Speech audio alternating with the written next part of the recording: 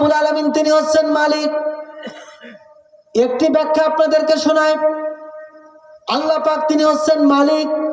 মালিক শব্দের অর্থ হচ্ছে রাজা। মালিক মানে রাজা। আল্লাহ পাক যদি রাজা হন তাহলে আমরা কি দায়িত্বশীল নাকি দায়িত্বহীন? দায়িত্বশীল। আল্লাহ রাজা, আমরা প্রজা। আল্লাহ পাক রাজা। কোন দেশে যদি কোনো রাজা রাজত্ব কায়েম থাকে তাহলে সেই জায়গায় সেই দেশ চালাবার জন্য কোনো নিয়ম নীতি, কোনো সংবিধান থাকে কি? থাকে, একটা সংবিধান থাকে। আসমানের স্রষ্টাকে, জমিনের স্রষ্টাকে, আমাদের স্রষ্টাকে। আল্লাহ পাক রাজা, আমরা প্রজা। আল্লাহ পাকের এই রাজত্ব চালাবার জন্য কোন বিধান কি আসলে আল্লাহ দেয়নি? সে বিধানের নাম কি? আমার প্রিয় বন্ধুগণ, এই কথা বলার উদ্দেশ্য হলো আমার এটা, আমাদের সমাজে অনেক মুসলমান আছে, তারা আল্লাহ পাকের ইবাদত করে, নামাজ পড়ে, রোজা রাখে, তাসবিহ তাহলিল করে, কিন্তু আল্লাহকে মালিক বলে মানে না। আল্লাহ যেহেতু রাজা, রাজার রাজত্বে আল্লাহর কোরআনের সংবিধান কায়েম যারা মানে না, তারা আল্লাহ পাককে মালিক বলে বিশ্বাস করে না। এই জমিনে আল্লাহ পাকের রাজত্বে আল্লাহর হুকুম কোরআন দিয়ে যদি আবাদ হয় তাহলে দেশ, সমাজ এবং রাষ্ট্র শান্তি পাবে। মানুষগুলি আল্লাহ পাকের গোলাম হবে। শান্তির সুমহান বার্তা এই জমিনে ছড়িয়ে পড়বে। বলি সুবহানাল্লাহ। আল্লাহ রাব্বুল আলামিন তাই বলছেন, আমি একক ইলাহ। সুতরাং ইবাদত এবং গোলামি যদি করতে হয় এক আল্লাহর গোলামি করা লাগবে। আমরা প্রত্যেক নামাজে সূরা ফাতিহার ভিতরে যেমন বলি, ইয়্যাকা না'বুদু ওয়া ইয়্যাকা নাস্তাঈন, হায় আল্লাহ, আমরা একমাত্র তোমারই ইবাদত করি আর তোমারই কাছে সাহায্য চাই। বলে সুবহানাল্লাহ। সূরা ফাতিহার ভিতরে আল্লাহ পাককে গোলামি করে সেই কথা মুখ দিয়ে উচ্চারণ করলাম। গোলামির নমুনা কেমন দেখালাম দেখেন। অনেক মা বোনেরা এমন আছে, সন্তান হয় না, চলে যায় পীরের দরবারে, সেখানে গিয়ে গাছের সাথে ইট পাথর ঝুলায় রেখে আসে। তাকদীর হলো এই যে এই ইট পাথর ঝুলায় রাখলাম, এটা যেমন ভার, এই ভার হতে হতে আমার পেটে বাচ্চা আসবে আর আস্তে আস্তে আমি মা হয়ে যাব। আল্লাহ পাক বলছেন একমাত্র আমার ইবাদত করে। সূরা ফাতিহার ভিতরে আমরা নামাজের মধ্যে বললাম একমাত্র তোমার ইবাদত করি আর তোমার কাছে সাহায্য চাই, কিন্তু সাহায্যের নমুনা দেখুন।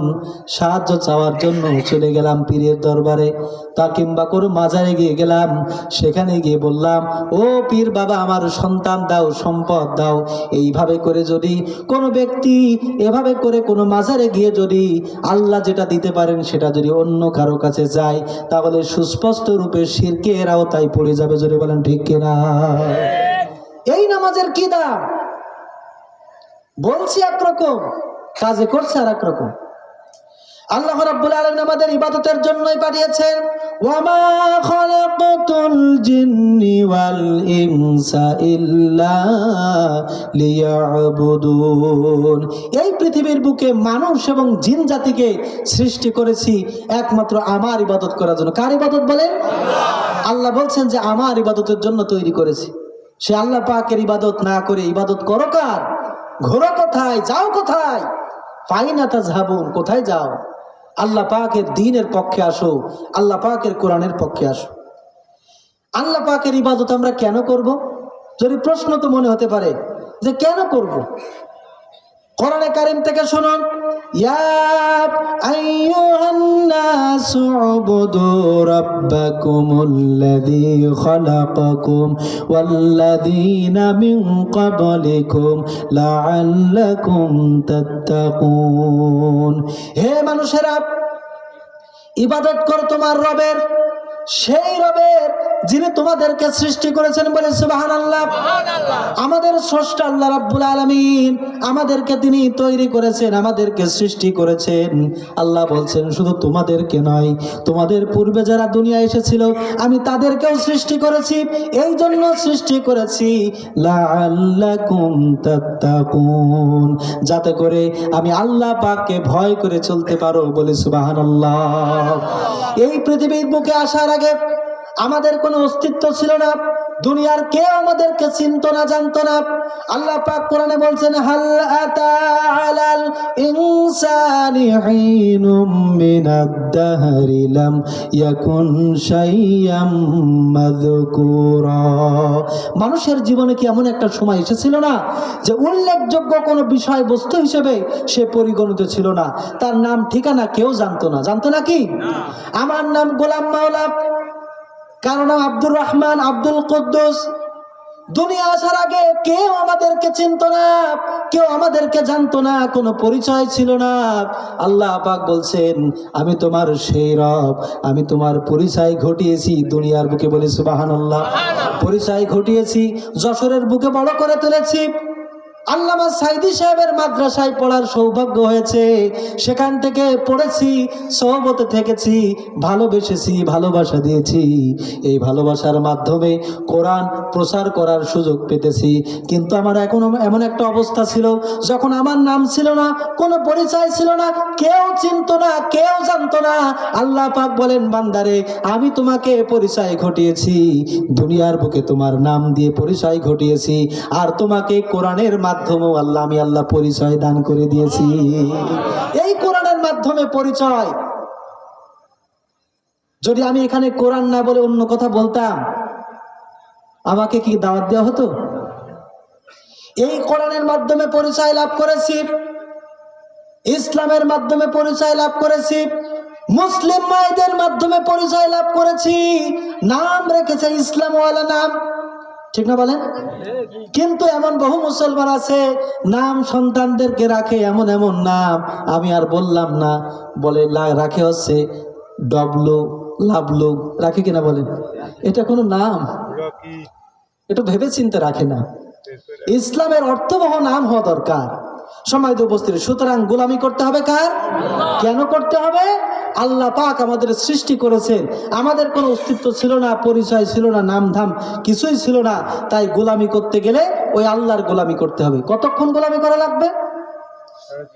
কোরআনে কারিমে আল্লাহ তাআলা বলছেন ওয়া'বুদু রাব্বাকা হাত্তা ইয়াতিয়াকাল ইয়াকিন, মৃত্যু আসার আগ পর্যন্ত রবের গোলামি করা লাগবে, বলি সুবহানাল্লাহ। মৃত্যু আসার আগ পর্যন্ত সেই রবের গোলামি যদি আমরা করতে পারতাম, তাহলে আমাদের জীবন সার্থক হতো, সুন্দর হতো, ভালো হতো। সম্মানিত উপস্থিতি, সুতরাং আল্লাহ রাব্বুল আলামিন কি সুন্দর করে পেশ করছেন কথা। আল্লাহ পাক এরপরে বলছেন তিলকা উম্মাতুন ক্বাদ খালাত লাহা মা কাসাবাত ওয়া লাকুম মা কাসাবতুম ওয়া লা তুসআলুনা আম্মা কানু ইয়ামালুন। বলেন সুবহানাল্লাহ। তিলকা উম্মাতুন ক্বাদ খালাত, ইতিপূর্বে বহু দল, বহু গোষ্ঠী চলে গিয়েছে।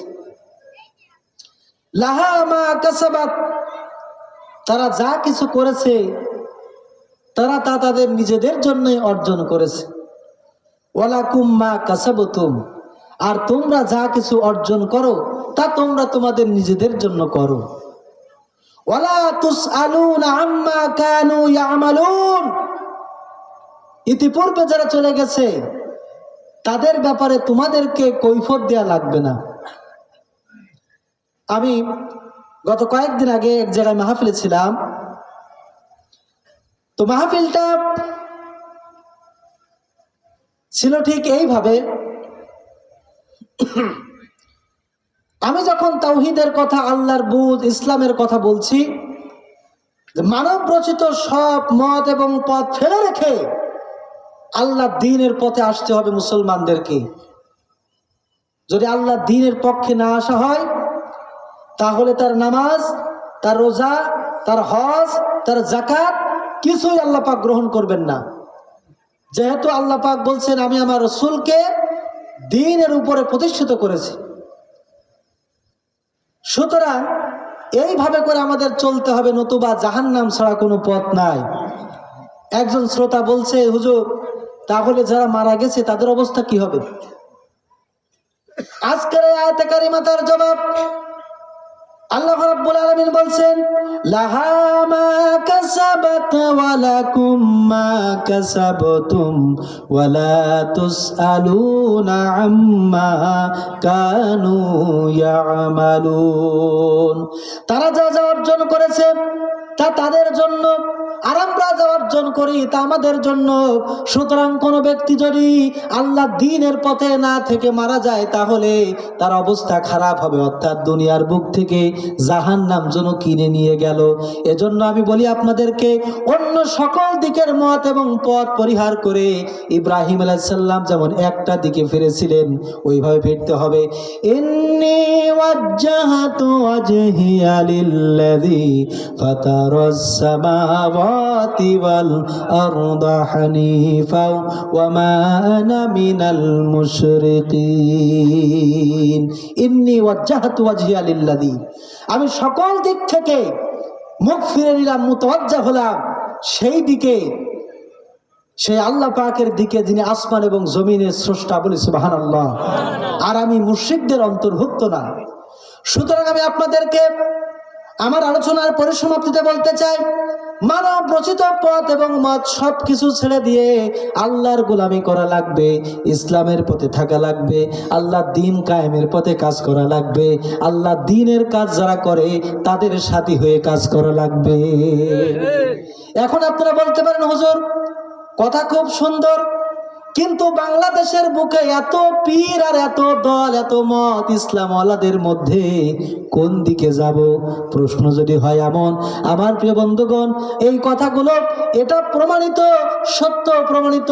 কোন দিকে যাব, কোন দিকে যাব, কোন মানুষটা ভালো, কোন মানুষটা দাওয়াত হকের পথ, এটা জানবো কিভাবে, বুঝবো কিভাবে? বোঝার জন্য একটা হাদিস আপনাদের জন্য যথেষ্ট। সে হাদিসটা কি? যত দল এবং মত, যত কিছু যাই হোক না কেন, কোরআন এবং সুন্নাহর আঙ্গিকে তাকিয়ে দেখতে হবে। রাসূল করিম সাল্লাল্লাহু আলাইহি ওয়াসাল্লামের কাছে প্রশ্ন করা হয়েছে, কোন দল হক বা কোনটা সঠিক?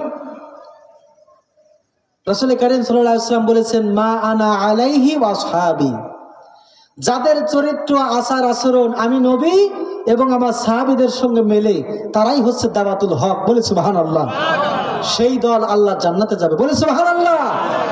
আমরা দেখতে পেয়েছি কোন দল বাংলাদেশের বুকে আল্লাহ পাকের দ্বীন প্রচার করতে গিয়ে, তাওহীদের দাওয়াত প্রচার করতে গিয়ে সাহাবায়ে কেরামদের মতো নির্যাতিত হয়েছেন, জুলুম সহ্য করেছেন। আল্লাহর নবীকে যেমন শিবে আবু তালিবে 3টা বছর জেলখানায় আবদ্ধ করে রেখে দেওয়া হয়েছিল, এই বাংলার জমিনে অসংখ্য আল্লাহর বান্দা এমন আছে আল্লাহর দ্বীনের পক্ষে কাজ করার জন্য বছরের পর বছর জেল খাটা লেগেছে। আল্লাহর দ্বীনের পক্ষে কাজ করার জন্য সাহাবায়ে কেরাম যেমন জীবন দিয়েছেন, আমার প্রিয় বন্ধুগণ হযরত খুবাইব রাদিয়াল্লাহু তাআলা আনহু তাকে যেমন নির্যাতন করেছে, দুই দিক থেকে পেরেক দিয়ে পুঁতে রেখে তার উপরে অমানবিক নির্যাতন করেছে, আমরাও দেখতে পেয়েছি আল্লাহর দ্বীনের মুজাহিদদেরকে রিমান্ডে ওইভাবে করে নির্যাতন করা হয়েছে। সুতরাং যাদের আচরণ, যাদের কার্যক্রমগুলো কোরআন হাদিসের সঙ্গে মেলে, যাদের দাওয়াত আল্লাহ দ্বীনের দাওয়াত, এই যে মিলকরণ যদি হয়ে থাকে, তাহলে আমি বলবো বন্ধু, এরকম একটা দলের সাথী হয়ে আল্লাহ দ্বীনের পথে কাজ যদি করি, তাহলে এই সমাজে আল্লাহর কোরআনের আইন কায়েম হয়ে যাবে। বলি সুবহানাল্লাহ। আপনারা কি চান সেরকম একটা সুন্দর সমাজ, কোরআনের সমাজ এই বাংলাদেশে কায়েম হোক? সেটা কি আপনারা চান? যদি চেয়ে থাকি আর যদি আমল করতে পারি, তাহলে আজকের এই আলোচনা অনুষ্ঠান সার্থক।